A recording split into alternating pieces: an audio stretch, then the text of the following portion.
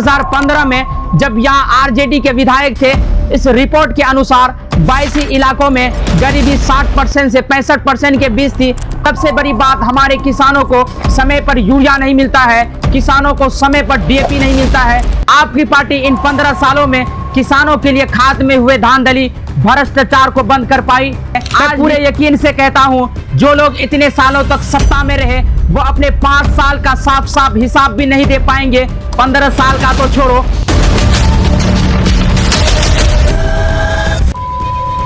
नमस्कार दोस्तों, 22 विधानसभा के लोगों के लिए ये मेरा आखिरी मैसेज है।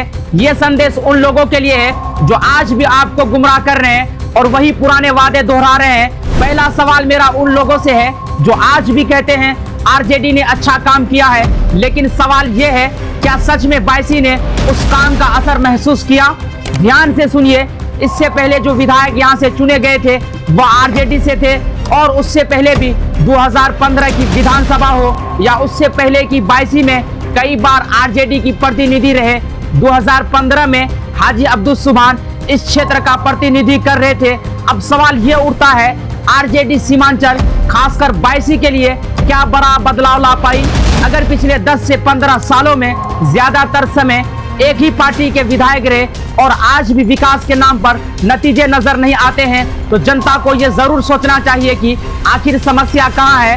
क्या सच में आपको लगता है कि जो नेता इतने सालों तक सत्ता में रहे और फिर भी आम लोगों की परेशानियां जैसी की तैसी रही, वो अब जाकर कोई बड़ा बदलाव लाएंगी? दोस्तों, यही वह सोच है जिससे आपको सावधान रहना है। आइए अब हम आंकड़ों और जमीनी हकीकत के जरिए 22 का सच दिखाते हैं। Let's check the ground reality. 2015 में जब यहाँ आरजेडी के विधायक थे, इस रिपोर्ट के अनुसार 22 इलाकों में गरीबी 60% से 65% के बीच थी। आज भी 2025 में भी 22 का युवा काम की तलाश में दिल्ली मुंबई क्यों भाग रहे हैं? 2015 की रिपोर्ट से कहती थी कि 15 से 20% आबादी बाहर काम कर रही थी। आज यह दर कम क्यों नहीं हुई? यही है विधायक जी का असली काम। 10 से 15 साल तक प्रतिनिधि भी एक ही सोच के हाथों रहा, लेकिन क्या 22 की लोगों को वाकई उनका हक मिला? और अब बात करते हैं 22 की अन्नदाता की। आप बताइए, आज जब हमारा किसान मक्का का बीज बाजार से खरीदने जाता है तो उसे एक पैकेट के लिए सीधे 3500 क्यों चुकाना पड़ता है? मक्का के भाव को लेकर जो अनिश्चितता और नुकसान है वो क्या है? सबसे बड़ी बात, हमारे किसानों को समय पर यूरिया नहीं मिलता है, किसानों को समय पर डीएपी नहीं मिलता है।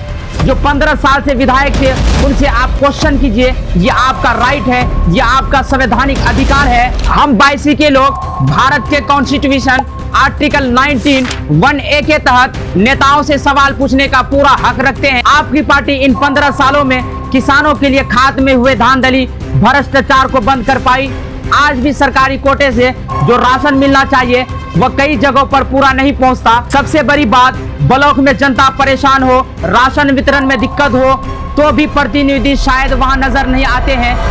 हो जाते हैं तो ब्लॉक में कोई सुनवाई नहीं करता है, बिना पैसा का कहता है कि राशन कार्ड, अगर राशन कार्ड बनाने जाते हैं तो 2000 रुपया लेता है हमसे। सरकारी कार्यक्रमों में जो वादे और मोटिवेशन की बातें होती थी, क्या वो अब जमीनी स्तर पर दिखती है? जनता के अनुभव कहते हैं हालात आज भी वैसे ही हैं। रोजगार और किसान, इस कृषि प्रधान इलाके में किसानों के लिए कोल्ड स्टोरेज की व्यवस्था अब तक क्यों नहीं हुई? स्वास्थ्य और कनेक्टिविटी, आज भी 22 की भीतरी इलाकों में सड़कें टूटी पड़ी है। किसी इमरजेंसी में सही इलाज के लिए लोगों को पूर्णिया या किशनगंज जाना पड़ता है।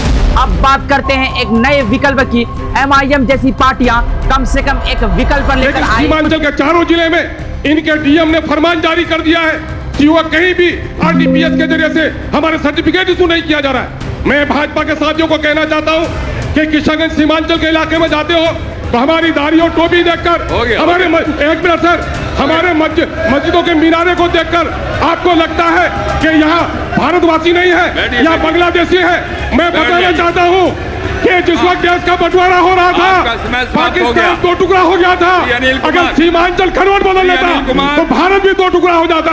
आसाम को अगर अखंड भारत में शामिल किया है तो सीमांचल के लोग कहते हैं हैदराबाद से आने वाला नेता सीमांचल का विकास कैसे करेगा? तो क्यादत आपकी जगह हैदराबाद से, तो शहंशाह अकबर के तरह आप हुक्म नाफिज कर दिए कि 5 गुलाम यहाँ मेरे पास आ जाओ। तो मेरा जवाब है, पहले ये बताइए कि जो 15 साल से यहाँ रहे उन्होंने क्या बदलाव लाया। जनता को अब हिसाब चाहिए, क्योंकि जवाबदेही लोकतंत्र की असली ताकत है। मैं पूरे यकीन से कहता हूँ, जो लोग इतने सालों तक सत्ता में रहे वो अपने 5 साल का साफ साफ हिसाब भी नहीं दे पाएंगे, 15 साल का तो छोड़ो, क्योंकि 22 को उसकी असली प्राथमिकता शायद ही कभी दी गई। दोस्तों, सैकड़ों समर्थक और बाइक रैली के साथ दिखा जोश। दोस्तों जरा यहाँ दिल खुश 22 के मीडिया की आदत तो देखिए। यहाँ का मीडिया सिर्फ यही दिखाता है कि नेता कहाँ गया, कौन सी रैली की, किस जगह पर गया, किस गांव में पहुंचा, लेकिन मुद्दे की बात नहीं करेंगे। एक भी रिपोर्टर इन नेताओं से यह सवाल पूछने की हिम्मत नहीं करती है कि भाई आप कौन सी योजना लाएंगे, आप कौन सा काम करेंगे, जनता सड़क मांग रही है उस पर आपका क्या प्लान है। वह सिर्फ नेताओं की यात्राओं को कवर करते हैं। जब मीडिया ही ऐसे सतही मुद्दों को तरजीह देगा तो क्या 22 का विकास होगा। जनता को नेताओं के साथ साथ मीडिया से भी सवाल पूछना होगा। इस बार अपने वोट की ताकत को समझिए, सावधान रहिए, सवाल पूछिए और बदलाव चुनिए। जय हिंद।